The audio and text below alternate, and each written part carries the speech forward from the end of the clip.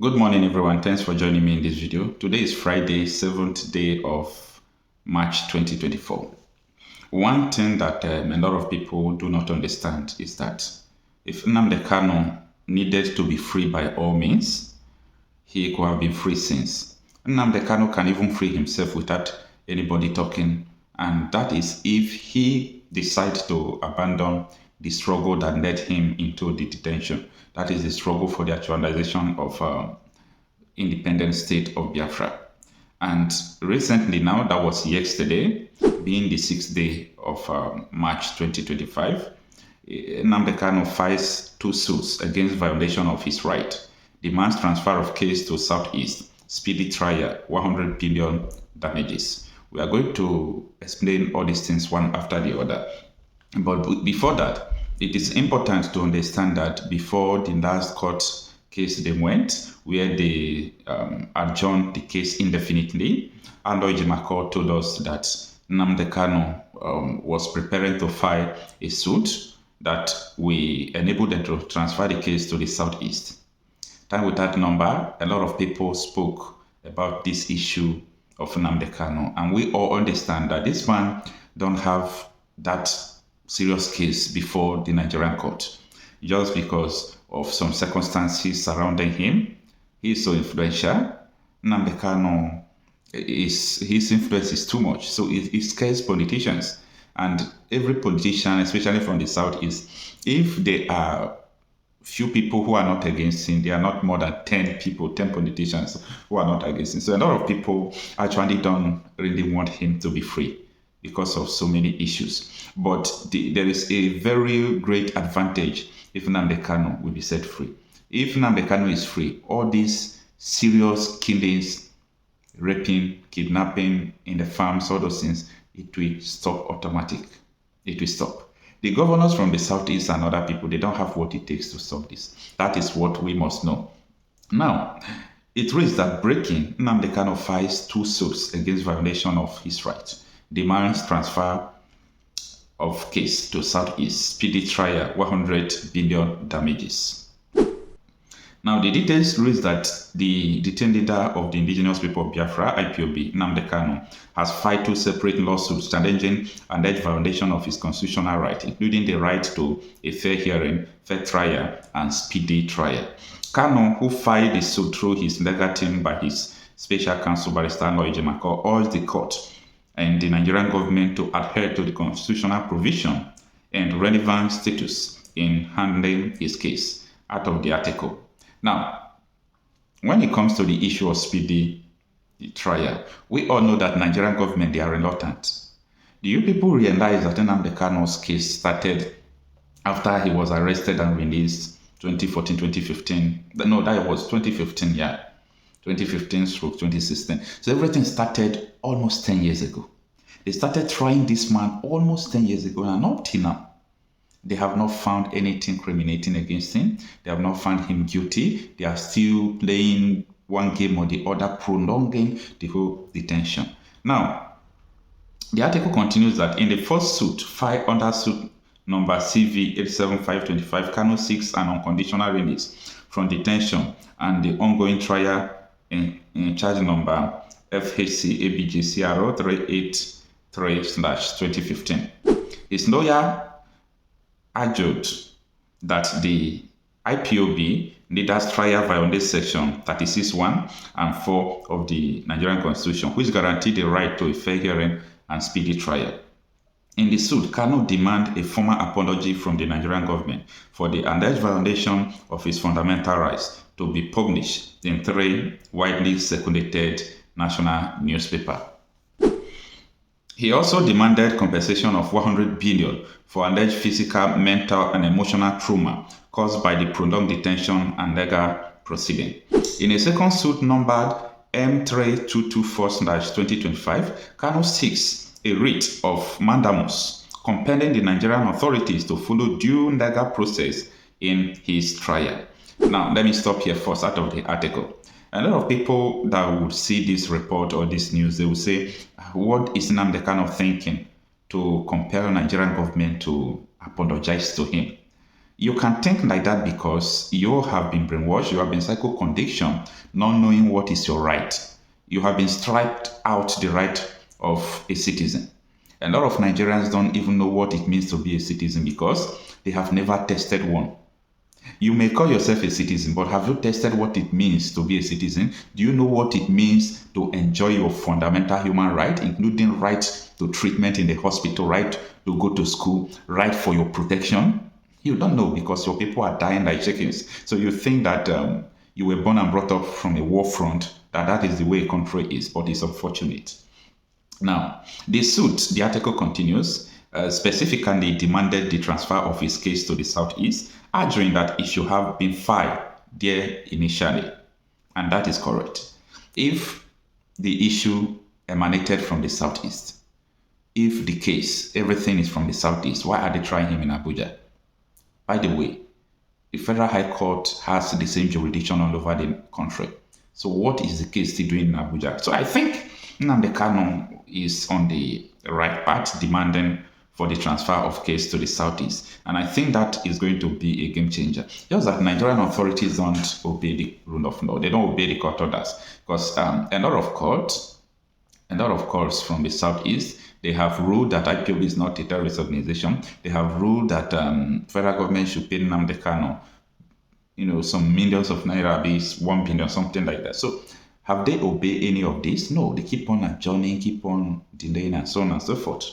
Kanu contended that the lawsuit were necessary due to repeated constitutional breaches following the recusal of Justice Binta Motonda-Nyako on September 24, 2024. His legal team highlighted concerns including failure to reassign the case to another judge, reversing the recusal decision, returning the case to the same judge. Refusal to consider moving the case to the Southeast, delays in bringing the case to trial, keeping Kanu in detention for nearly 4 years without resolution. The legal team insisted that these actions amount to a miscarriage of justice, undermining Kanu's legal rights and prolonging his incarceration without a fair trial. In a statement issued on Thursday, Ebuka emphasized that his client cannot fold his hands while this injustice persists. Ebuka said in a first suit number CV875/25 filed before the High Court of the Federal Capital Territory, we requested for the enforcement of Nnamdi Kanu's constitutional right to fair hearing and to be tried within a reasonable time, and in the alternative, to release him unconditionally. In the second suit number N3224/2025, which was also brought before the High Court of the Federal Capital Territory, we are seeking for a Mandamus to compel the authorities to follow the law in the conduct of his trial, including the transfer of his case to the Southeast, where it should have been instituted in the first place. We wish to make it abundantly clear that these suits were primarily necessitated by the several unconstitutional and unlawful actions that have pervaded the conduct of the Nnamdi Kanu's case since the recusal of the Honorable Justice Binta Motonda-Nyako on the 24th of September 2024. The said unconstitutional and unlawful actions include the refusal to reassign cases to another judge, the backward reassignment of the case to the same judge who recused herself from the case, the refusal to consider transfer of the case to the Southeast, and most importantly, the failure of the authorities to bring the case to the proper trial within a reasonable time as the Constitution demands. To be clear, second to the last paragraph of the article, to be clear, these actions by the authorities constitute a grave miscarriage of justice that have altogether become highly injurious to Nnamdi Kanu's legal interests, including particularly the grave injustice of keeping him in detention for almost 4 years without any prospect of a fair trial. As a human being imbued with certain inalienable rights, Nnamdi Kanu cannot fold his hands whilst this injustice persists. So this is the end of the article. Now, the report coming is that Nnamdi Kanu, again, after they adjourned his case indefinitely, he was also, told to agree to drop the struggle of, agitating for Biafra. that when he do that, then they will release him unconditionally, so he can go and play politics, to just live like normal people who doesn't know their right, who doesn't know their left from their right. So when you do that, yes, everything will just go well. We will, work with you. But you continuing with your Biafra agitation, meaning we are not going to release you. You follow the due process of the court. That is what they normally say. Follow the due process of the court, which they know that the process is not a due process. It's an altered process, complicated process. In that process, they knew what they are doing. They knew what they are, all their plans, they know. They have the knife, they have the yam, they know where to cut it. You see, when you are fighting an animal in his territory, it's always difficult because they have the power, they have everything, they know what to do, they know where to hit you, okay? They know where to hit you. But the most important thing is that nothing lasts forever. So Nnamdi Kanu is not going to be there forever. And it's the most important thing we have to understand now is that come rain, come sun, Kanu will be released this year, okay? Do not exceed this year. But let's see the response of the transfer of his case to the Southeast. I believe it's going to be a game changer. So the legal thing should continue to push.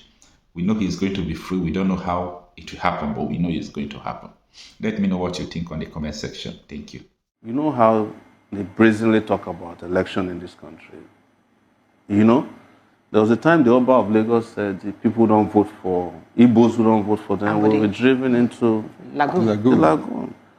So what else do you want them to say? You see them on Twitter, they have handles that are dedicated to attacking other ethnicities. So you think they're unapologetic about this? They're not. And those handles have been linked to the Lagos state government people. But you're a Yoruba man. Why are you saying this about your people? I don't know why people just say that because you're being a Yoruba person doesn't take my humanity away.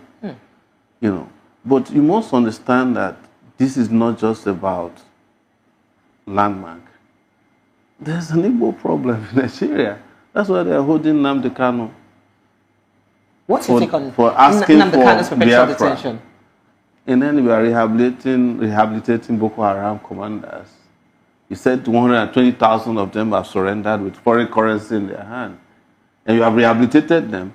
But one guy who says, we want justice, we don't want to stay in Nigeria, you are holding him perpetually, using the judiciary or judicial, subterfuge to keep the trial. Everybody who knows what they are doing understand that it's not a judicial matter. So Nnamdi is essentially a political prisoner. He's a political hostage.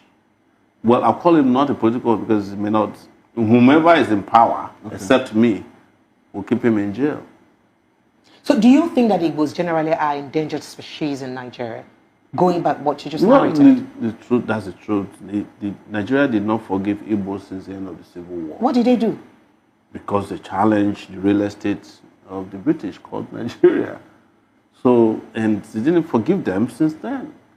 So everything has been done after that. We know this is the unspoken truth about the country called Nigeria, that they did not forgive Igbos for the Civil War. The Igbos were the victims and they have forgiven the victims. So why is it difficult for the victors to... You are preaching to the choir. And because he had mentioned once that, in an interview he had mentioned that the Igbos will never be president of Nigeria. That is a perpetual, narration to keep the Igbos where they are. Yeah, so no, it's not about even the presidency. If they find an Igbo man that is malleable, that can work in their interest, they can make him president if he doesn't have any power. You can be a president of Nigeria and not have the powers of the president. When they wanted to destroy the landmark, who was the minister in charge? It's not an Igbo man. And Moka is Igbo speaking, also fighting. It's easier for them to use an Igbo man to carry out. If it was done by a Yoruba man, the uproar would have been worse. But you find an Igbo minister of works to help you demolish Igbo businessmen. You say, can't you see them? So it's easier that way. It's manipulation. It's how Nigeria manipulates people. But I'm not saying that if he was a Yoruba minister, he cannot demolish. They will do it too. It's easy. Anybody could have done it as long as there's an agreement to do it. Because beyond just ethnicity, there's also an elite conspiracy against Nigerian people. So an average poor person is endangered. But you are likely more endangered if you have committed a generational crime against the Nigerian real estate owned by being an Igbo man. Of course, that's the truth. You know, that's why you were saying, oh, you are Yoruba man. You know, if based on what I say, they even tell me I'm not Yoruba enough. You know, but I'm of mixed heritage.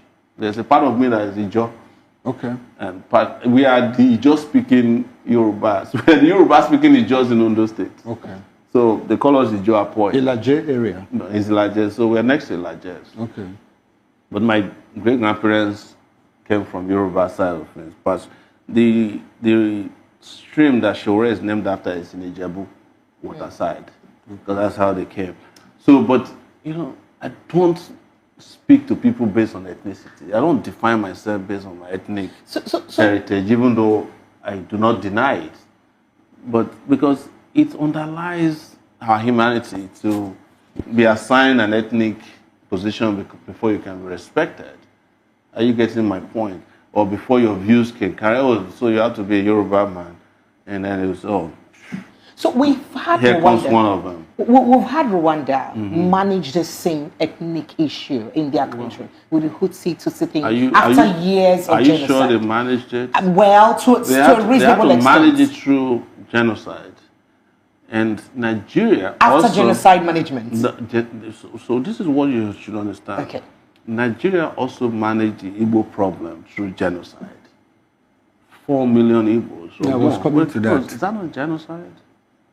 But you know the problem I have sometimes even with some of our people is that the same people who shot and killed them are more popular in their midst than those who support their rights. The Obasanjos of this world are embraced as authentic people, but these are the people who went and used third commando to massacre Igbos. What did they name this airport after? Murtala Mohammed, one of the most notorious killers of Igbos.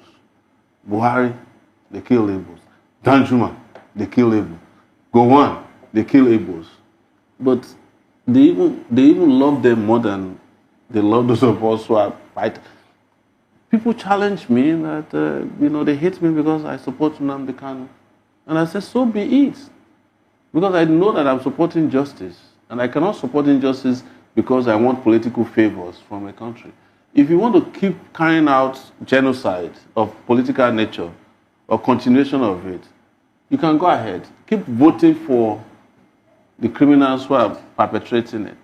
Let the forest be voting for the axe because the handle is from one of them. Okay. Yeah, I said something. I would like you to touch more on it. I mean, the Igbos were the victims. Now they are forgiven the victors. There is no place you don't find the footprints of Igbos across the length and breadth. That's why I say you are preaching to the choir. It's not Igbos are not only in Nigeria; they're all over the world. I went to Alabama, in the U.S., and the only pharmacist there is an Igbo man. Selma, Alabama. You've heard about Selma? Yeah. It's one of the homes of the civil rights movement, where they cross that Petra Bridge. Exactly. Igbo man is there. Most likely that's what you find in every community in the U.S. Igbos are distributed all over the world. There's this urban legend that if Igbos cannot live in a place, the place is not livable. There was a time, a New York Times reporter came to Gamboru Ngala after Boko Haram sacked the place. The only person they found there who was not a Boko Haram member was an Igbo pharmacist. So what are you doing here? I said, well, somebody has to treat them. He was that courageous not to stay there. So I'm saying all these things so that you can understand that I understand probably more consciously better than most people do. And that informs the reason I can speak categorically about the victimization of Igbo. Otherwise, it is a taboo. Politically, it is incorrect to say that Igbos are victimized by an average Nigerian. Okay. All right. So let's move Because nobody wants to hear the truth. And when you say it, if somebody's watching me and get out of this, Sowore, what's your problem now? Leave these Igbo people alone. You understand? That is the truth. But I cannot, my conscience cannot allow me to accommodate the genocide of 3 million people, 4 million people, and then the continuation of that denunciation of the existence through persecution in which the Nigerian state is carrying out, either through Landmark or Nnamdi Kanu or, look, I told a story, I think it was on the Honest Punch, that in this country, there was a time they were beheading Igbos, putting their heads in calabash and putting on the trains going east. Do you think that's what's happening in the East right now? Speaking about militarization in the East. Pogrom, you understand? And that's why they're doing it. It's what they're doing. When we did August, what did we ask for? Demilitarization of the East and release of Nnamdi Kanu was one of our demands. But it was the most denounced demands, even by human rights people. They told us, no, don't include Kanu in your demands. Otherwise, we will not join you. Because Nigeria has been made to believe that a crime committed against Igbo doesn't fall under human rights abuse. Okay. So let's speak about that crime against Igbo, because a popular, I think I read in your paper recently. And unfortunately the Ohanese people said they should not join the protests, that they are negotiating with Tinubu. They even said that he will release him for Christmas gift, as if he's a Christmas goat. All right, so speaking about this militarization of the Southeast, recently I read in your platform, a popular media mogul, owner of a media platform in Lagos State, was dehumanized in the Southeast. He was traveling through Anambra State to Asaba Airport, and he was accosted. He and about 3 DSS officials were accosted by military personnel who dehumanized them, told them to lie on the floor. In fact, told them they were going to shoot at them, told them that they were IPOB. Do you think there has been accusations that most of the people killed in the Southeast in the guise of IPOB are really not IPOB, that they were killed by military? Do you think that this is exactly what's happening? These guys are burning down villages, Nigerian army. They are burning down villages. Like, if you are 17 years old in the East, you carry any kind of hairstyle and you run into a military checkpoint, you're automatically targeted. It's profiling. Oh, wow. You understand? But go to Katsina. Listen to this before we end this broadcast. The governor in Katsina said a whole local government with tons of bandits have only 5 policemen in their area. They have only 1 vehicle, no military. But there are bandits all over the place. Why is it that banditry and terrorism in the north is treated with kid gloves, and people who are asking for what is recognized by the United Nations as self-governance, the request for self-governance, is treated as a crime against the state? But terrorism is not treated the same way in the East. I traveled in the northern part of Nigeria during the election in 2019 and also in 2023. You can drive all the way from some of the most, bandit havens. Dangerous points. Dangerous points. And there will be no policeman or army on the way. Okay. But you cannot travel in the East today. Is 1 kilometer, 1 military battalion. Unfortunately, that is what it is. Before we leave, can I ask you a personal question? Go ahead. We have spoken a lot here, and you are more like a definition of speaking truth to power. Oh, Sowore, do you fear for your life? It's too late. My life had been taken several times, to the point that all I'm dedicated to is living my life one day at a time. And the reason is this. When I was leaving the university, I did not know, I left the university at the age of 24, 25. I did not know that I would make it up to 30. So I used to say at that time that I was living on borrowed times. I'm 54 now. If I die today and an autopsy is performed on me, they will find the heart of a 90-year-old man inside my body, because it's been a lot. My heart has carried a lot of pain and anguish. But I've carried on, and as a result, I cannot. All right. Be afraid of my shadows when people who didn't even do half of what I've done have died of preventable diseases, some malaria. So people like me are lucky. And if you look at the life expectancy of a Nigerian man, I think it's now 50 something, 56, 54. 56. So I've lived a few months above that. I'm going to be 55 in February. I've tried. You're not going anywhere yet. Well, before you go, before you start going where you want to go to, let's look at 2027. There's been lots of, chess playing here and there against 2027. And then coalition of, some people are already saying that there is no way anybody can beat Ebola Ahmed Tinubu in any election, irrespective of his performance. No, you can if they don't come together. What do you think is the way forward for Nigeria? You can beat Tinubu in an election, but you cannot beat him in his election. And that's what they are planning. They're not going to have another election. Are you serious? Yes. They're not How planning. do you mean? Well, let's start from here. Who conducts the election? INEC. Right? Go and find out how many federal electoral commissioners were appointed by Tinubu who are APC card-carrying members to replace the ones that are retired. Almost infinite. Did you know that Bola Tinubu appointed 11 Supreme Court justices since he came to power? These two bodies. So there is no hope in Nigeria will continue like this? Well, if you don't want to continue like this, make it very clear that we can't continue like this. And that has to happen now.